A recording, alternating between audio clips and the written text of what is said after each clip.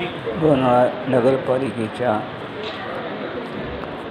शिक्षण, क्रीडा आणि सांस्कृतिक कार्य सभापती सौ दीपा मंगेश अग्रवाल यांनी नुकताच पदभार स्वीकारला. यावेळी त्यांचे पुष्पगुच्छ देऊन मान्यवरांनी स्वागत केले तसेच पुढील कार्यासाठी शुभेच्छा दिल्या. त्यांच्या हातून चांगलं कार्य व्हावं अशी सर्वांनी मनोकामना व्यक्त केली.